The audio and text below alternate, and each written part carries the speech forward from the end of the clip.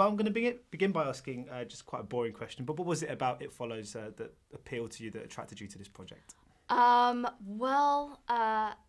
think really after I sent in an audition tape, I thought the script was very odd and interesting. Didn't really know how it translated into a film, but so I sent in my tape, and then David gave me a call, and we were talking on the phone, and just his idea behind it and the look and the style that he wanted to create with this film, I thought was so unique for a horror movie. And then I saw his previous film, Myth of American Sleepover, and it's just so different and unique. I've never seen anything quite like it, and so I thought kind of mixing that style with a horror movie might be something quite interesting. You must have been so sort of encouraged by the Myth of the American Sleepover, because there's a sort of tone and atmosphere to that. And obviously when you read a script like the one with It Follows, I mean, it could go one of two ways. And you think this is quite odd, like you said. Yes. If handled well, this could be quite spectacular. Yeah. So was his sort of last project quite encouraging for you? Oh yeah, definitely. I mean, it's like I said, obviously we all watch a lot of movies, and there was something about that film that just stuck out. It was just the feeling of it was so unique and so just real and not trying to be anything. I think that's really special about him. And of course, obviously, in spite of the sort of supernatural themes, there's a very kind of quite human sort of coming-of-age tale, I suppose, at the core of this movie. Were you able to connect with your role on a human level? Was that quite vital to you? Oh, yeah, I thought that's super important, especially with a horror movie that can be, so thrown and doesn't feel real. I think that's the most important part, to ground it, to come from real feelings as much as you can, to help, bring the audience in, I guess. Because I mean, you sort of managed to find quite sort of nuanced, sort of quite powerful kind of female, sort of strong sort of female roles at the moment. I was just wondering, sort of picking out those sort of roles, but in the meantime, do you have to pass on quite a few that are somewhat less inspiring? Oh yeah, yeah. There's definitely quite a few.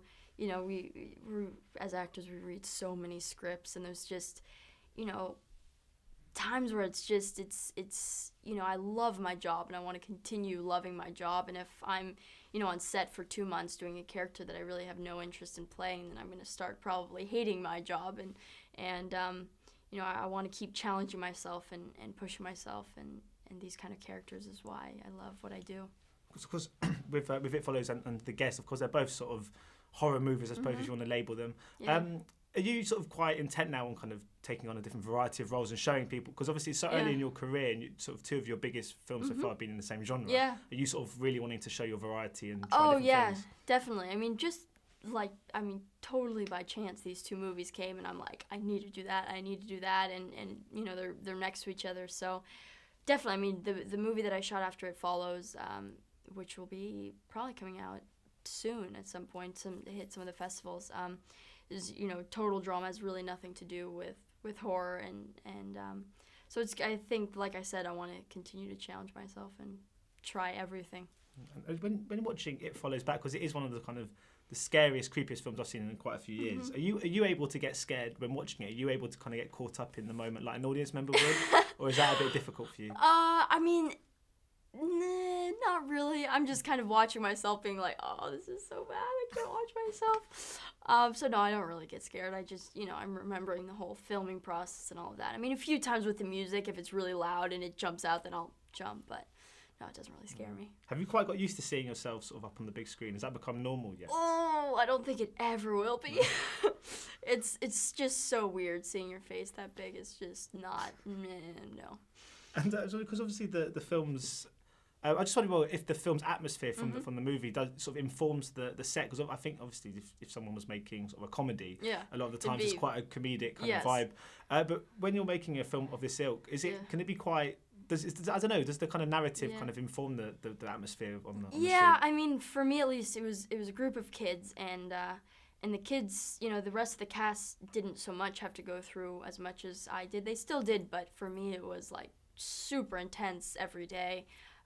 Filming, and so for me, I usually just, and I'm a nice person, I like talking with people on set, but for this film, because for me it isn't easy going from being me, happy, to kind of this darker place for this character, and so for me I had headphones in the whole time, and so I think it was definitely a much more somber mood on set. Right. What were you sort of listening? Were you listening to anything in particular that was sort of God, getting I in the know. mood? I've been trying to think, like, what was I listening to? But yeah, it was definitely, depressing music, and I was, like, in a very dark place, yes. Because you've called this the sort of the most intense set the shoot you've ever done. I was just wondering, what was it about making It Follows then that was so sort of grueling? Well, reading the script, I'm like, oh, this is awesome, this is great, and then you get to set, and then you slowly realize that you're gonna have to, like, physically and mentally go through all of this. Like, actually, me as Maika, I'm gonna have to go through all of this, and for me, like, I want to make the film as real as possible, and so I need to go to my own dark places and bring out the realness from that. So yeah, I mean, every day was something else. Every day I was sobbing, and there was screaming and running and just physically and mentally exhausting. And it was 5 weeks. We're in Detroit, and it was freezing every day. And of course, David wants it to be summer, so we're in tank tops and shorts, and it's 32 degrees outside. And yeah, it was really hard. I mean, in the end, though, I mean, completely worth it. But it was difficult. Is that where your sport sort of background comes in quite? Yeah. helpful, Oh yeah. though? Yeah. The sports helped a lot, for sure.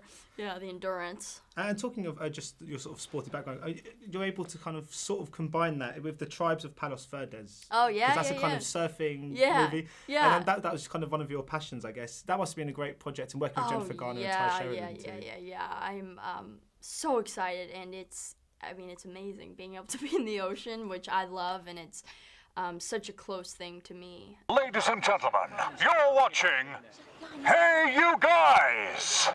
Hey You Guys, huh? Hey You Guys. Is that from the Goonies? It is indeed, yes. Nice. Hey